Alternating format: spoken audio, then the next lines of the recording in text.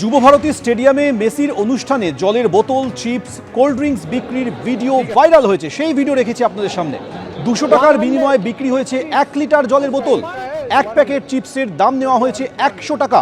200 টাকায় বিক্রি হয়েছে 1 গ্লাস কোল্ড ড্রিঙ্কস। গলায় কার্ড ঝুলিয়ে বিক্রি করতে দেখা গেছে জলের বোতল, চিপস এবং কোল্ড ড্রিঙ্কস। ठीक है 100 एक पीस इसका एक का है 100, ये 200 करके एक ग्लास का दाम कितना? 200 200। मेसी आ रहे हैं बोल के।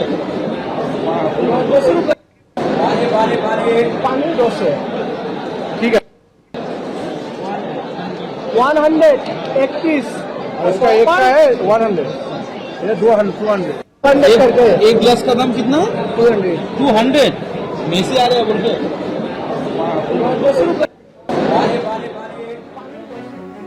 যুবভারতীতে গত শনিবার যখন তুলকালাম বাঁধে তখন গ্যালারি থেকে একের পর এক উড়ে আসে জলের বোতল এবং পরে দেখা যায় যে স্টেডিয়ামের গোটা মাঠ জুড়ে কিভাবে জলের বোতল পড়ে রয়েছে। আর এখানে প্রশ্ন উঠছে, যেখানে এই জলের বোতল প্রবেশ নিয়ে নিষেধাজ্ঞা রয়েছে তারপরও কিভাবে এত জলের বোতল ঢুকলো। আর এই নিয়ে আজব সাফাই শোনা গিয়েছে পুলিশের মুখে। পুলিশকে না জানিয়ে রাতের অন্ধকারে জল এবং খাবার ঢোকানো হয়েছিল। সকালে নজরে এলেও তখন আর বাধা দেওয়া হয়নি। বিতর্কের মুখে এমনই আজব সাফাই দিয়েছে পুলিশ। 8 বছর ধরে যেখানে জলের বোতল নিয়ে প্রবেশ নিষিদ্ধ, তাহলে কিভাবে গ্যালারিতে বিক্রি হলো দেদার জলের বোতল? কি করে মাঠের মধ্যে মেসির সঙ্গে ছবি তুলতে এত অনুপ্রবেশ হলো? যুবভারতী কাণ্ডে পরতে পরতে প্রশ্নের মুখে পুলিশের ভূমিকা।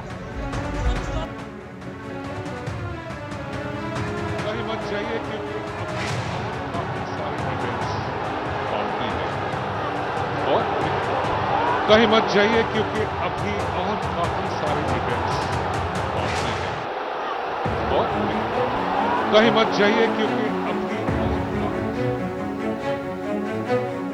অনুষ্ঠানের আগের দিনই পুলিশ জানিয়ে দিয়েছিল জলের বোতল নিয়ে স্টেডিয়ামে ঢোকা যাবে না। স্টেডিয়ামের ভিতরে পর্যাপ্ত জল রয়েছে, কোনো দর্শক স্টেডিয়ামের ভিতরে জলের বোতল নিয়ে ঢুকবেন না।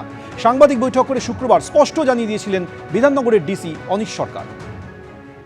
জল কত? জলের ব্যবস্থা ভেতরে আছে, সেই জন্যে কোনো রকম জলের বোতল আনার প্রয়োজন নেই। ভেতরে স্টেডিয়ামের ভেতরে পর্যাপ্ত পরিমাণ জলের ব্যবস্থা থাকবে। জল কেউ প্লিজ আনবেন না। কোনো জলের বোতল যদি আমরা গেটে দেখি তাহলে আমাদের কিন্তু সেই জলের বোতলটা আমরা অ্যালাউ করতে পারবো না। এগুলো আমাদের তরফ থেকে বেশি কিছু পয়েন্ট আছে। টিফো আনবেন না, সেটা কিন্তু কালকে অ্যালাউড নয়। এবং খুব বড় ব্যানার কিছু যেন না আনে কেউ, এটা আমরা অনুরোধ করব।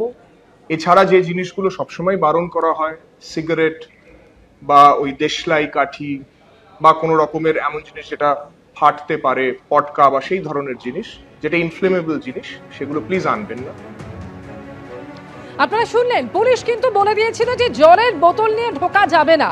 কিন্তু তারপরের দিন অর্থাৎ শনিবার যখন এত জলের বোতল নিয়ে লোকেরা ঢুকলেন, সেই সময় পুলিশের কিন্তু কোনো ভূমিকা দেখা যায়নি।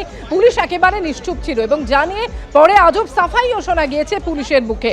জলের বোতল ঢোকা নিষিদ্ধ ঘোষণা করেছিল পুলিশই, তারপরেও হাজার জলের বোতল ঢুকলো কিভাবে? শুধু তাই নয়, 10 থেকে 15 গুণ বেশি দামে বিক্রি হয়েছে সেই সমস্ত বোতল। তার ভিডিও ভাইরাল হয়েছে।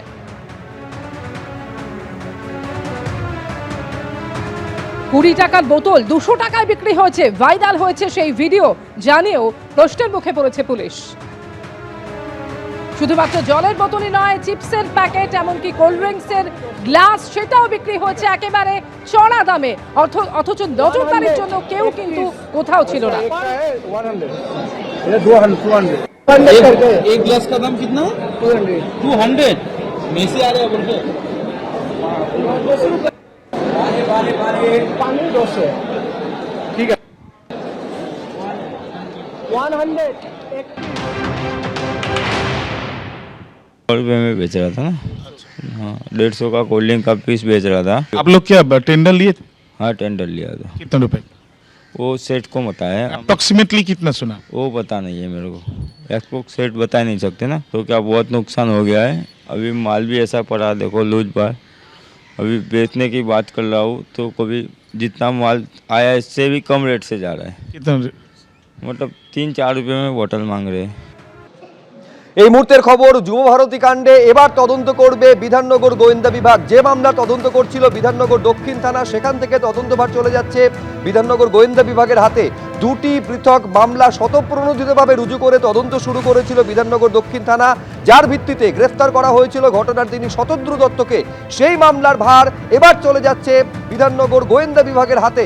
ময়ূক ঠাকুর চক্রবর্তী আমাদের প্রতিনিধি, আরো বিস্তারিত বলতে পারবেন এই নিয়ে। ময়ূক, দেখো, গত শনিবার দিন সল্টলেক স্টেডিয়ামে গোটা ঘটনা হয়। ঘটনার পর দুপুরবেলায় রাজ্য পুলিশের ডিজি যেমনটা জানান যে গোটা তারা মামলা রুজু করবেন, এবং তারপরে এডিজি ল অ্যান্ড অর্ডার রাজ্য পুলিশের জাভেদ শামীম তিনি নিজে বলেন যে যিনি চিফ অর্গানাইজার তিনি ডিটেন হয়েছেন এবং পরবর্তী ক্ষেত্রে তিনি অ্যারেস্টও হন কলকাতা বিমানবন্দর থেকে।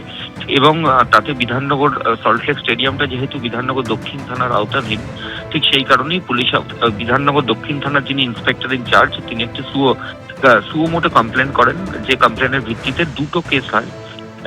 একটা কেস হয় শতদ্রু দত্ত এবং যারা ইভেন্ট অর্গানাইজ করেছে তাদের এগেনস্টে, এবং আরেকটা কেস হয় যারা মাঠের মধ্যে ভ্যান্ডালিজম চালিয়েছে তাদের এগেনস্টে। দুটো মামলাতেই পুলিশ আধিকারিকরা বেশ কয়েকজনকে অ্যারেস্ট করেছেন। মেন মামলাতে শতদ্রু দত্ত তিনি ঘটনার দিনই সন্ধ্যাবেলার মধ্যে অ্যারেস্ট হয়ে গেছেন এয়ারপোর্ট থেকে, এবং আরেকটি মামলাতে অলরেডি 5 জন অ্যারেস্ট হয়েছেন।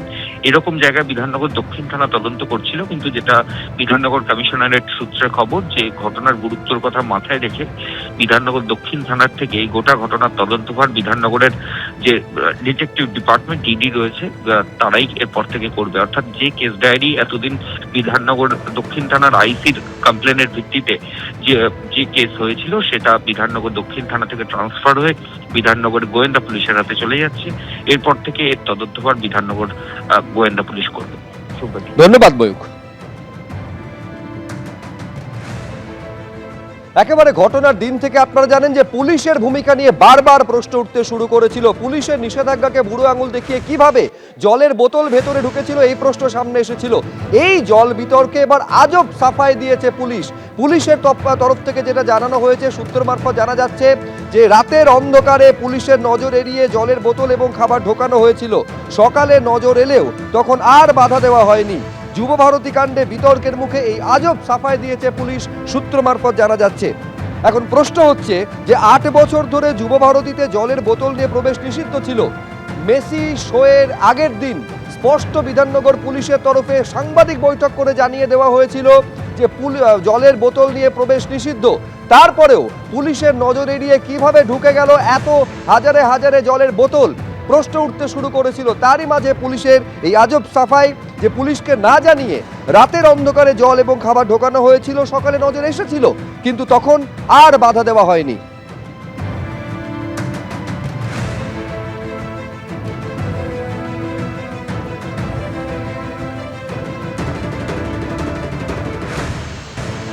জল কত? জল কত? জল কত? 200 টাকার জল খাও, 20 টাকা করে দাও। 35 টাকা। বাইরে 200 টাকা একটু কম করে আমরা তো খাবো। 200 টাকা দিয়ে জল খাবো, হিমালয় দিলেও হতো। এবিপি আনন্দ, এগিয়ে থাকে, এগিয়ে রাখে।